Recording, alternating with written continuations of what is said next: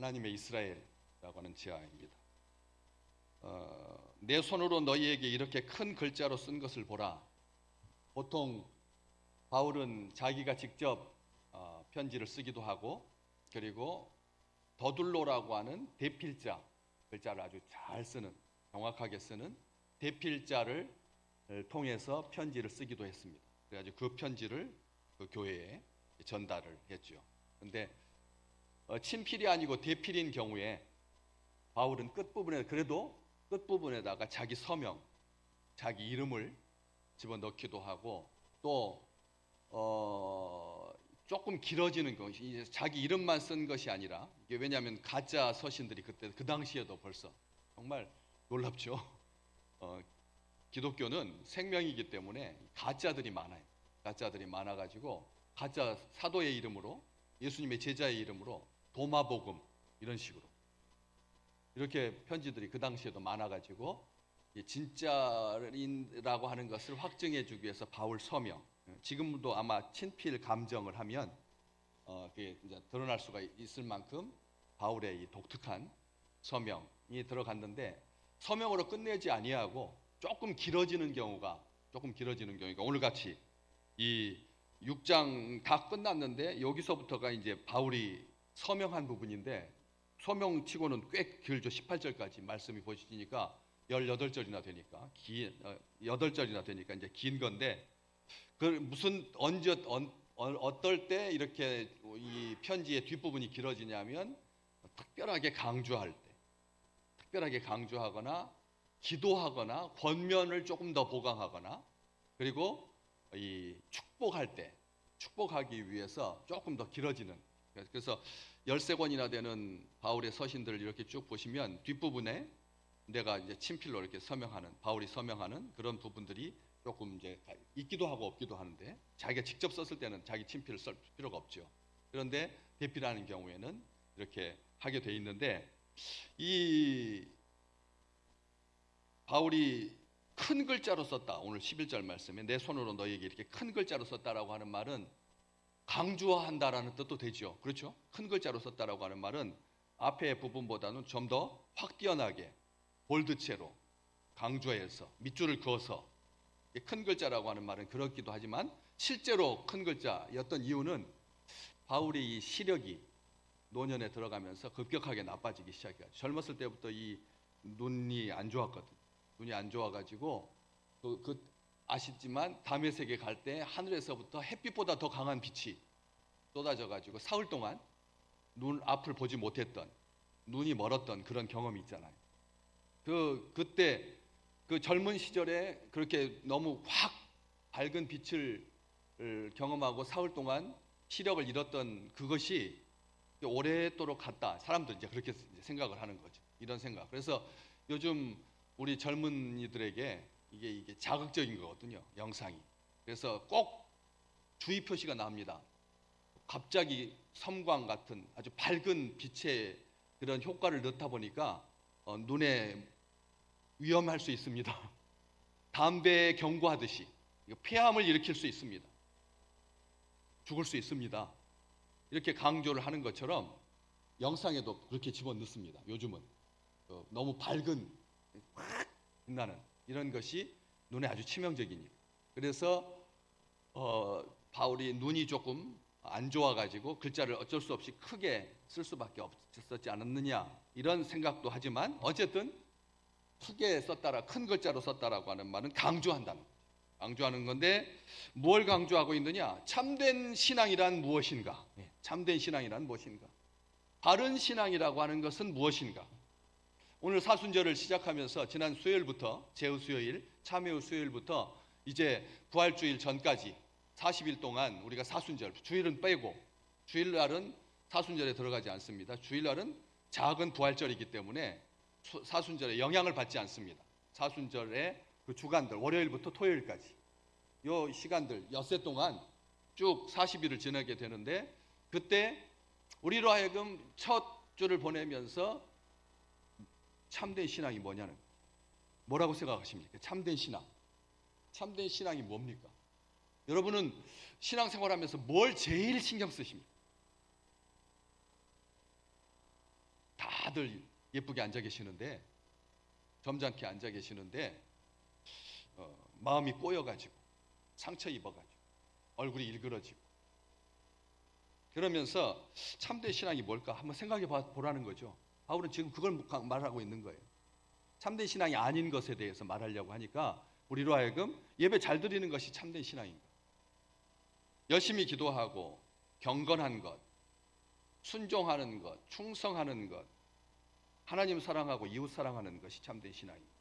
언행일치, 복음으로 사는 것, 말씀으로 사는 것, 사랑의 실천. 이번 사순절 기간 동안 섬김과 나눔, 희생, 이해와 용서, 형제 사랑, 위로, 선행, 구제, 이 사랑의 실천, 경건의 실천, 이것이 참된 신앙인가?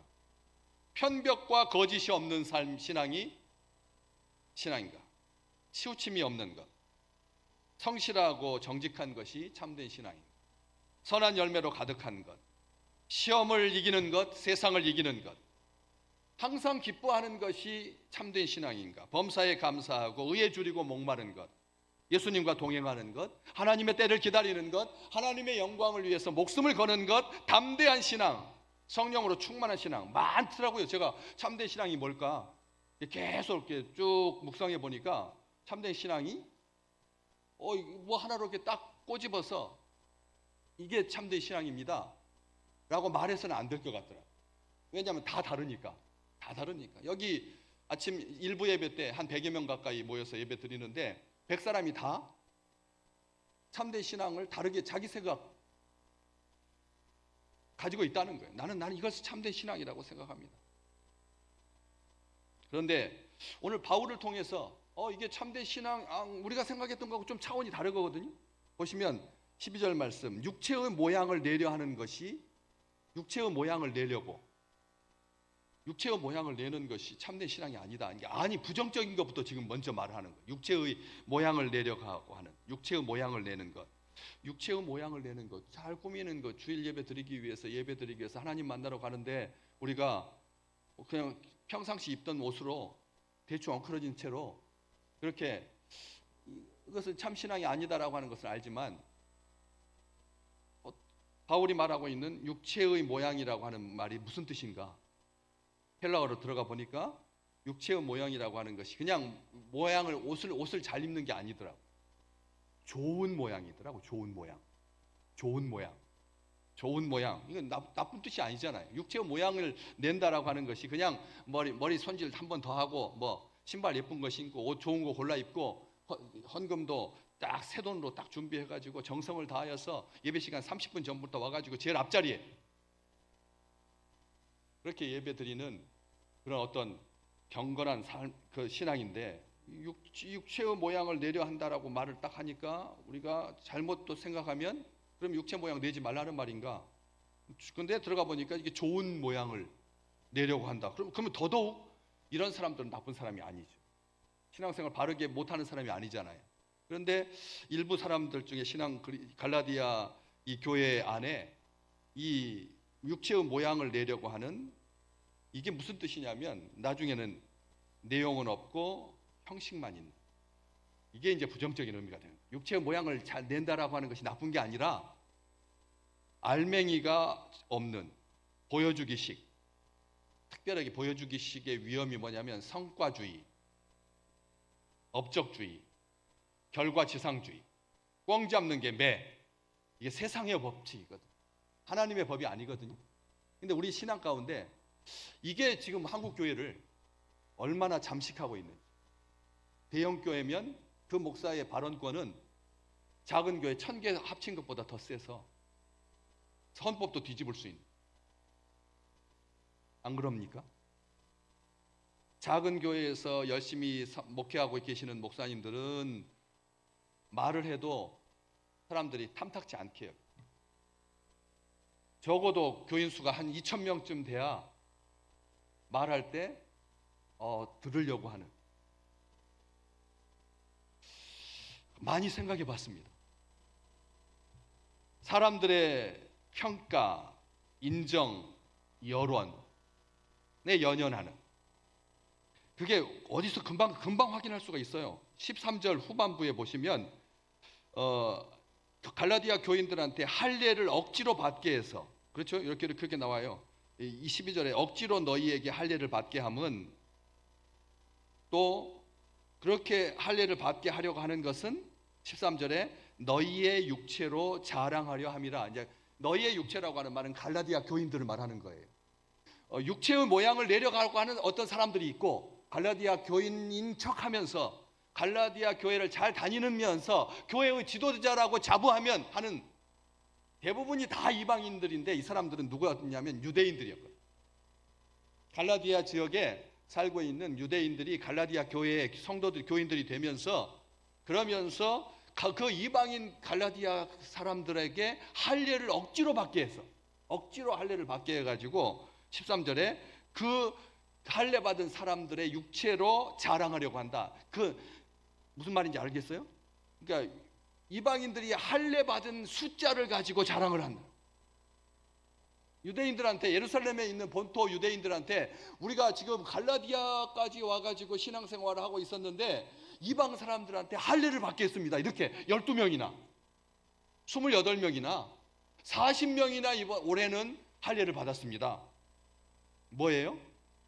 숫자를, 등록 교인 숫자를, 등록 숫자를, 세례받은 사람의 숫자를, 전도한 사람의 숫자를, 분명하게 압니다.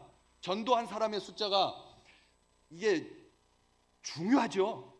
한 영혼이 얼마, 천하보다도 귀한데 전도를 몇 명 했느냐 중요하지만 그거의 숫자에 따라서 칼라티브의 인치가 달라지는,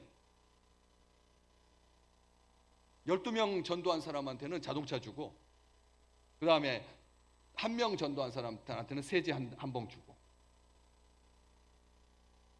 이게 우리가 생각할 때 아무것도 아닌 것 같아도 육체의 모양을 내려고 한다라고 하는 그 말 속에 숫자, 성과, 결과, 업적, 자랑하는 그게 담겨 있다. 잘 들으셔야 합니다. 다른 유대인들에게 그 성과를 자랑하려고 숨은 동기가 악한 거죠.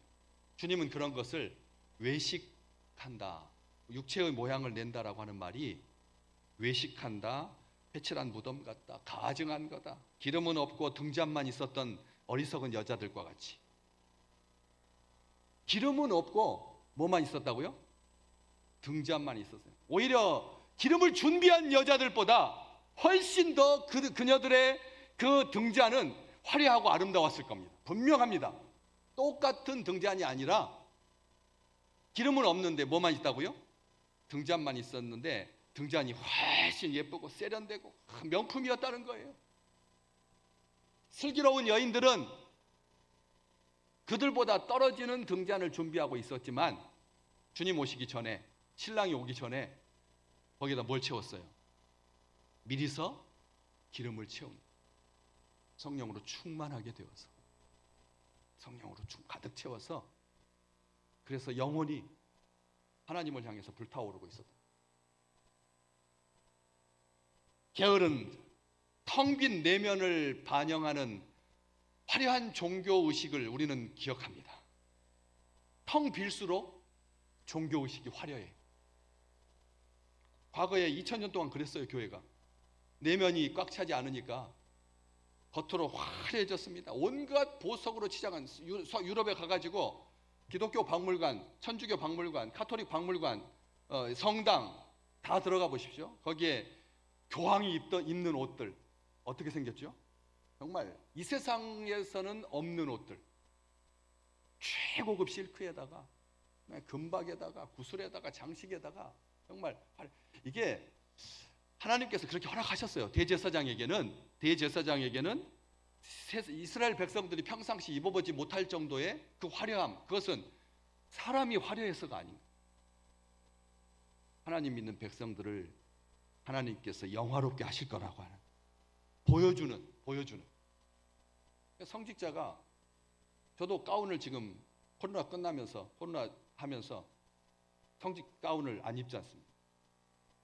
혹시라도 이게 화려함에 이게 됐으면 안 된다. 법복 다 입고, 지금도 영국의 대법정에서는 법관들이 뭘 하죠?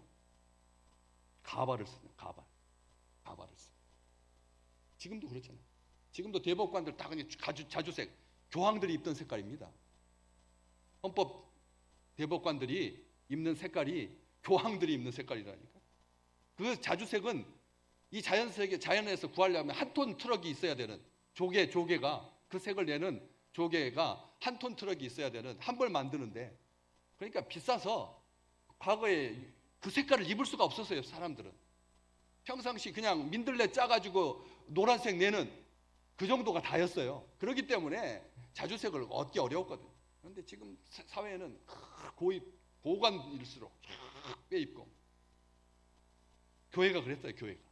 교회가 나중에 변질되니까 온갖 보석으로 시작하더니 결국은 크고 아름답고 웅장한 건물, 교회 건물, 십자가는 없어지고 사람들에게 버림받고 권력에게 이용당하고 이념과 사치에 굴복하고 한여로 전락하고,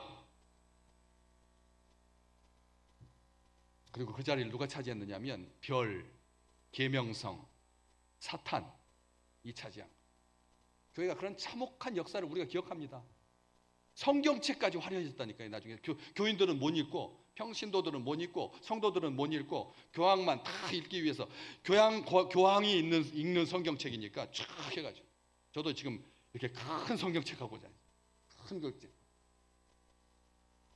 다른 의도는 없습니다. 평신도 제함용이 아니니까. 무겁습니다. 하나님의 말씀을 무겁게 받아들이려. 그리고 혹시라도 읽다가 틀리지 말라고 일부러 글자 큰 걸로, 틀리지, 하나님의 말씀인데 1.1획도 떨어지지 아니하리라 우리 주님께서 말씀하셨으니까 성경 읽을 때 바르게 읽어야 돼요. 그래서 틀리지 않으려고 일부러 크게, 설교 원문도 15포인트를 크게 해서 내가 헛소리 하지 않으려고. 하나님께서 성도들에게 자기 백성을 먹이시는데,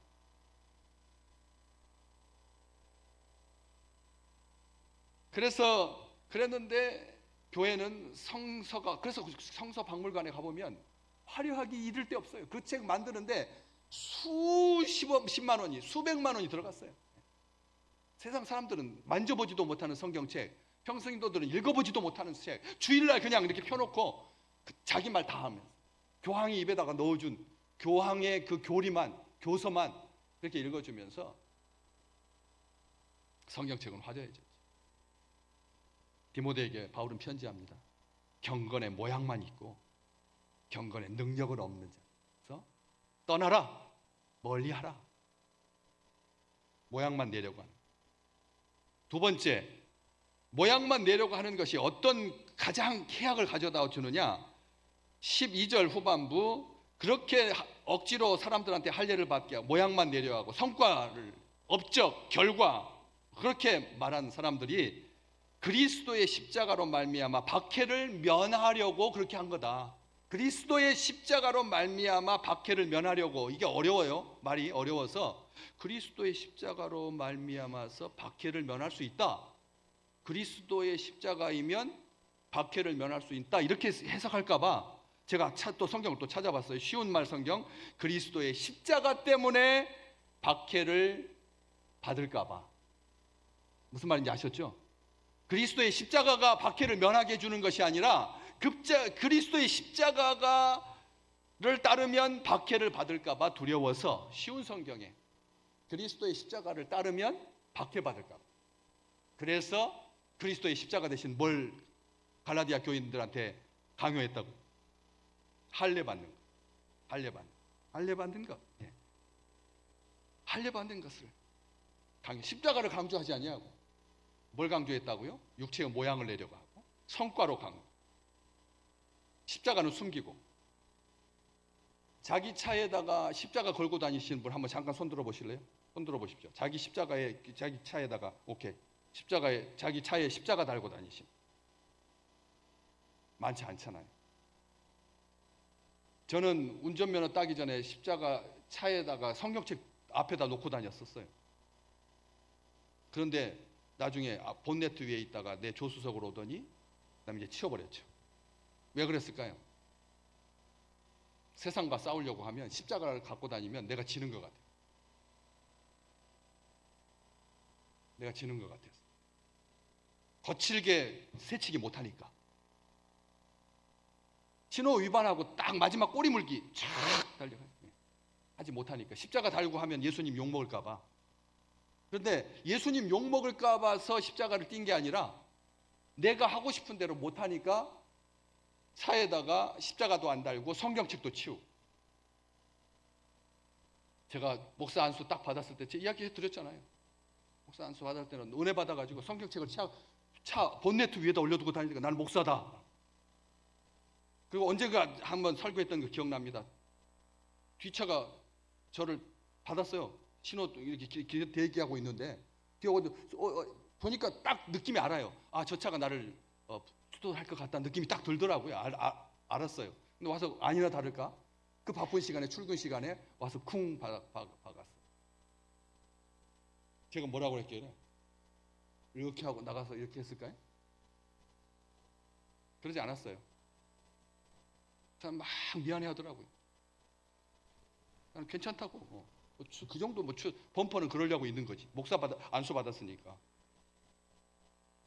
범퍼는 그러려고 있는 거지. 하고 위로를 하고 안심하게 하고 혹시 다친 데 없냐고 또. 정말 목사죠. 아주. 37살에 목사가 되었으니까 얼마나 좋아요. 그러면서 뭐라고 했느냐면 그냥 괜찮다고 가시라고. 그 사람이 묻지도 않았는데 저는 목사입니다. 그게 전도라고 생각했어요.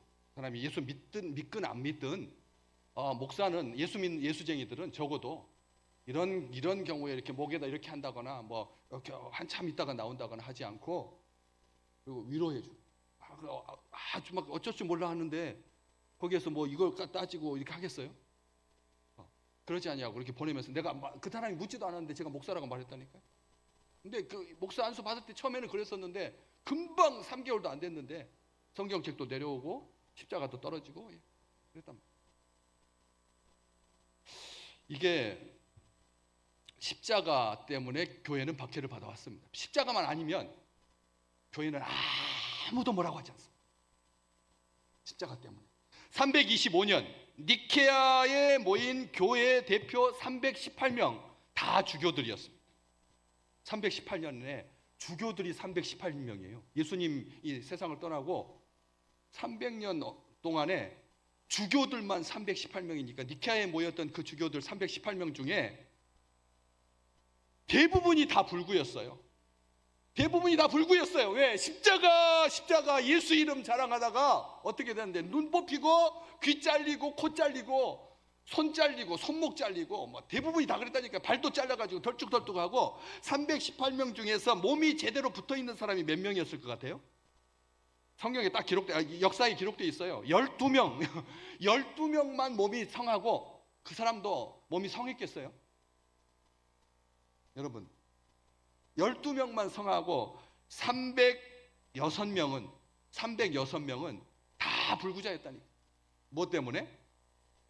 십자가 때문에. 십자가만 떼면 이 세상은 우리를 향해서 적대적이지 않습니다.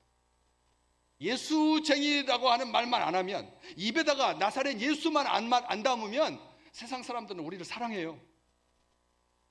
우리를 사랑한다니까요. 우리를 존중히 여긴다고요. 주님은 분명히 말씀하셨습니다. 마태복음 5장 11절에서 12절. 나로 말미암아 너희를 욕하고 박해하고 거짓으로 너희를 거슬러 모든 악한 말을 할 때에는 너희에게 복이 있나니 기뻐하고 즐거워하라. 하늘에서 너희의 상이 큼이라. 너희 전에 있던 선지자들도 이같이 박해하였느니라. 십자가의 고통을 피하려고 할례를 받으면 당장은 편하겠지만, 그렇죠? 십자가의 고통을 피하려고 할례 받으면 당장 편하겠지만, 그런 사람은 어떤 사람이냐? 세상에는 지혜롭고 하나님한테는 미련한 사람입니다. 세상에는 지혜롭고 하나님께는 미련한 사람.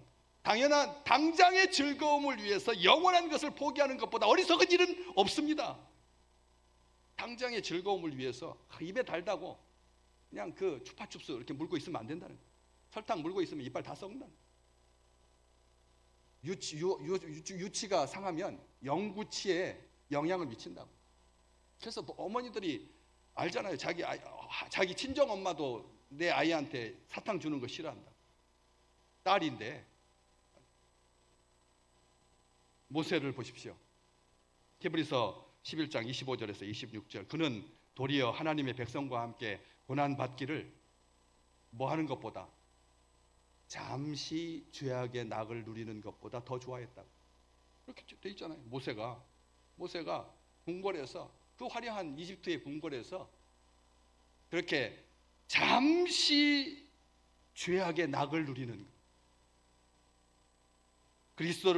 그 뒤에 그리스도를 위하여 받는 수모를 애굽의 모든 보화보다 더 큰 재물로 여겼다고. 성경은 분명히 기록하고 있습니다. 오늘 바울을 보십시오.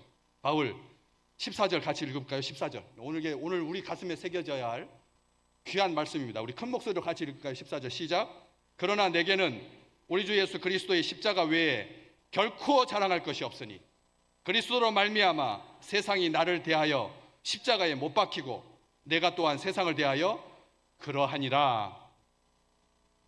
우리 크게 아멘 하실까요? 아멘. 무슨 뜻이냐면 이런 뜻이에요. 세상이 나에게 죽었다. 세상이 나에게 십자가에 못 박혀 죽였다. 세상이 나한테는 죽은 세상이다. 바울은 예수 만나기 전에 앞에 육체의 모양을 내려가는 사람들보다 더 모양을 잘 낸 사람이에요. 정말 최고의 좋은 모양, 하나님 앞에 좋은 모양을 갖추기 위해서 정말 자기 자랑으로 가득했던, 나는 내가 봤느냐? 내가 8일 만에 할례를 받았다. 육체의 모양을 내려 8일 만에 할례를 받았다. 내가 히브리인 중에 히브리인이고 바리새인이다. 바리새인.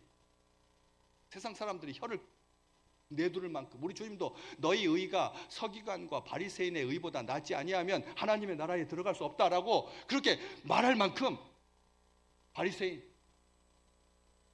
자기 자랑, 자기 확신으로 가득 찼어. 자신의 말대로 율법의 의로는 흠이 없던, 하나님을 향한 열심으로 활활 불타고 있었던 나사렛 예수와 그의 제자들은 사이비고 이단이고 성전을 모독하는 자이고 안식일 규정을 어기는 자이고, 그래서 척결해야 된다, 죽여야 된다, 전멸해야 된다, 멸절해야 된다, 도말해야 된다. 사도행전 26장 9절에서부터 11절, 나도 나사렛 예수의 이름을 대적하여 많은 일을 행하여야 될 줄로 스스로 생각하고 많은 성도들 오게 가두고, 또 스데반을 죽일 때에 내가 찬성 투표를 하였고, 또 모든 회당에서 여러 번 예수 믿는 예수쟁이들을 형벌하여서 강제로 예수의 이름을 모독하는 말을 하게 하고, 그들에 대하여 심히 격분하여 외국성 다마스쿠스까지 가서 그들을 박해하였고.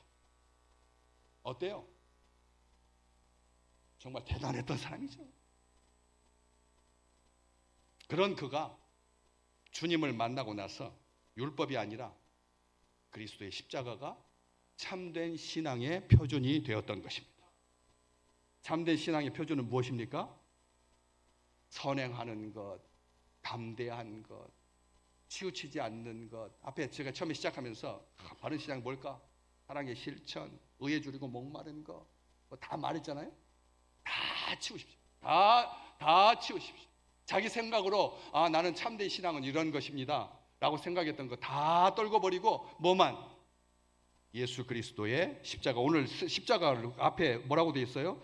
그리스도의 십자가. 12절 말씀에 그리스도의 십자가. 14절에 우리 주 예수 그리스도의 십자가. 십자가.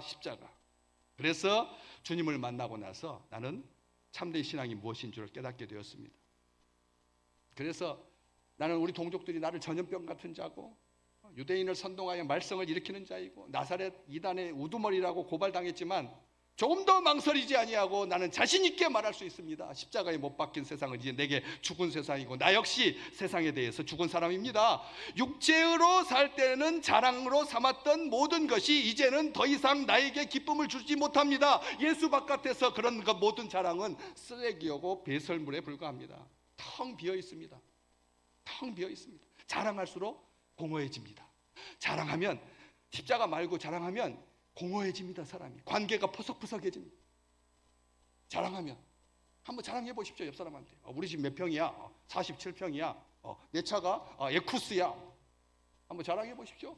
나 SKY 나왔어. 나 스카이 나왔어. 나 서울에서 잘 나가는 대학 나왔어. 내 키가 몇이야? 뭐. 자랑하는 순간 모든 관계는 다 뒤틀리게 돼 있습니다. 그래, 너 잘났다.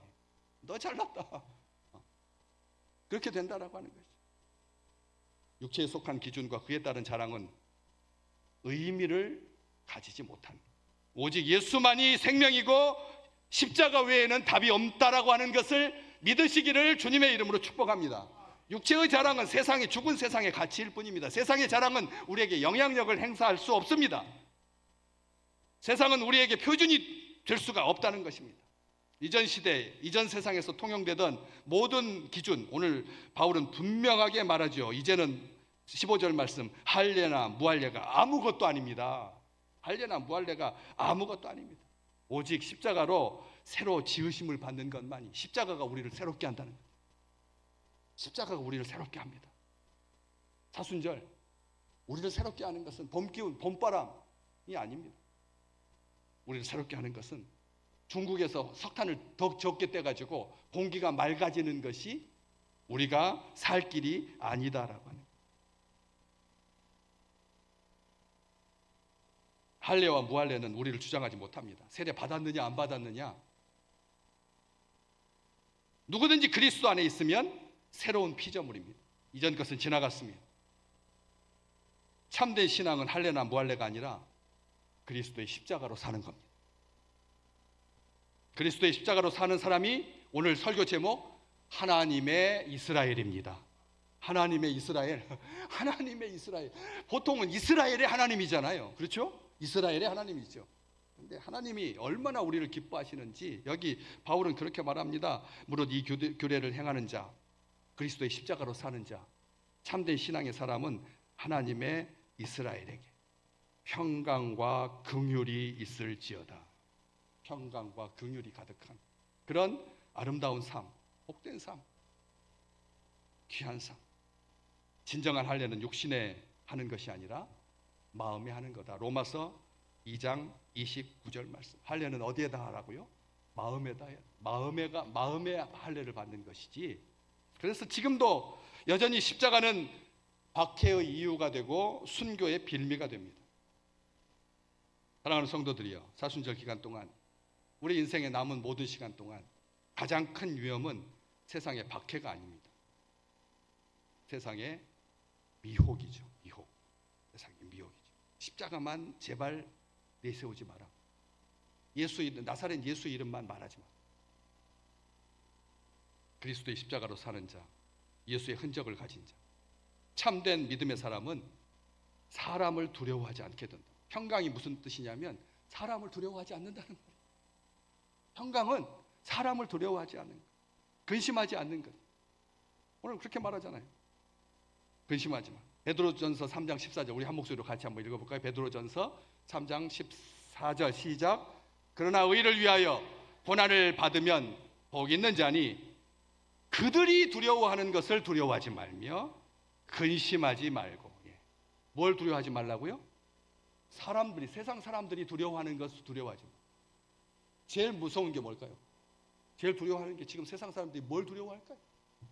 그것을 두려워하지 말고 근심하지 말고 십자가의 원수로 행하지 아니하고 십자가를 자랑하고 십자가의 친구가 돼. 예수 십자가를 붙들고 사순절 우리의 신앙과 우리의 삶 가운데 예수의 향기가 가득한 귀한 날들 되시기를 주의 이름으로 축복합니다.